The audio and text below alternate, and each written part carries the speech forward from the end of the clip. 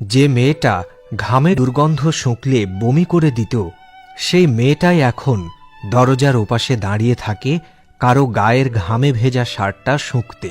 যে মেয়েটাকে বিয়ের আগে কেউ খাইয়ে না দিলে খেতে চাইত না, সেই মেয়েটাই এখন কারো জন্য খাবার বেড়ে বসে থাকে, কারণ প্রিয় মানুষটার মুখে খাবার না দিয়ে খাবার তার পেটে যায় না। যে মেয়েটার ঘর সবসময় অগোছালো থাকত, সেই মেয়েটি এখন পুরো একটা পরিবারকে গুছিয়ে রাখে। ঘরের প্রতিটি কোনায় কোনায় তার পদার্পণ, কারণ সে এখন মেয়ে নয়, কারো ঘরের বউ।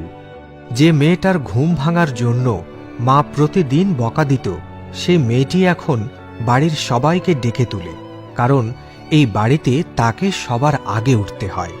যে মেয়েটা বাচ্চাদের পায়খানা দেখলে 10 হাত দূরে থাকত, সেই মেয়েটি এখন ন্যাপকিন নিয়ে বাবুর পিছনে দৌড়ায়, কারণ সে এখন একজন মা।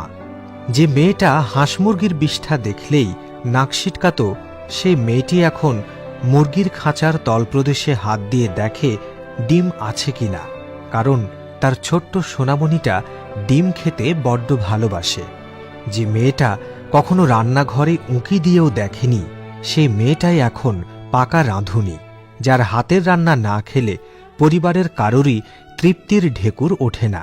যে মেয়েটা একসময় প্রচুর হাত খরচ করত, বাবার কাছে এটা সেটার জন্য বায়না ধরত, এখন সে মেয়েটা অনেকটাই কৃপণ হয়ে গেছে, কারণ সে বুঝতে শিখেছে তারও একটা সংসার আছে, অপচয় করলে চলবে না। এই মেয়েগুলো আর কেউ নয়, আপনার আমার মা, মেয়ে, বোন কিংবা সহধর্মিণী। আসলে মেয়েগুলো জন্মগতভাবেই পরিবর্তনশীল হয়। বাবার সংসারের থেকে স্বামীর সংসারের মধ্যেই বরং তাদের বেশি ভালো লাগা, তাদের আপন জগৎ। একজন নারী স্বামীর সংসারে এসে মেয়ে থেকে মা হয়, কুড়ি থেকে বুড়ি হয়, কিন্তু যখন দেখি চোখের সামনে একজন নারী তার স্বামীর সংসারে নির্যাতিত হচ্ছে, তখন নিজের পুরুষত্বকে অনেক ছোট মনে হয়। আপনার আমার পাশেই তো এরকম কত শত ঘটনা ঘটে, অথচ আমরা নির্বাক দর্শক। ইট পাথরের এই শহরে গা বাঁচিয়ে চলতে চলতে প্রতিবাদের ভাষাটাই আমরা হারিয়ে ফেলেছি।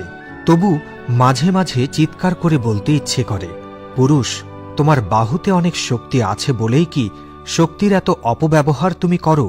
নাকি নারী অবলা বলে তুমি জানো না তোমার বুকের পাঁজরের ভেতরেও একটা হৃদয় আছে? সেই হৃদয় দিয়ে কোনো নারীর মন স্পর্শ করে দেখো একবার, দেখবে পৃথিবীর যতই কঠিন মন হোক না কেন, হৃদয়ের সে ছোঁয়ায় সব মোমের মতো গলে যাবে। তাহলে এত হস্তক্ষেপ কেন? হ্যাঁ প্রিয় দর্শক, এই প্রশ্ন আপনার কাছেও। আমাদের চারপাশে নারীদের প্রতি এই যে সহিংসতা, তা দেখে আপনার আমার বিবেকবোধ আর কবে জাগ্রত হবে? আপনার চারপাশে যদি এরকম ঘটনা ঘটে, তাহলে আপনি কি করবেন? সে বিষয়ে জানিয়ে আমাদের কমেন্টে লিখুন।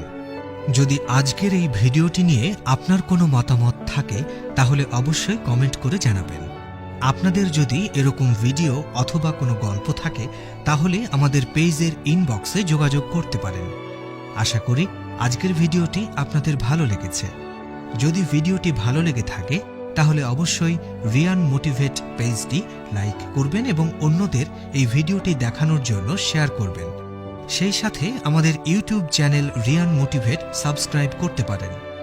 আজকের এই ভিডিওটি দেখার জন্য আপনাকে অসংখ্য ধন্যবাদ। ভালো থাকুন, সুস্থ থাকুন। ধন্যবাদ সবাইকে।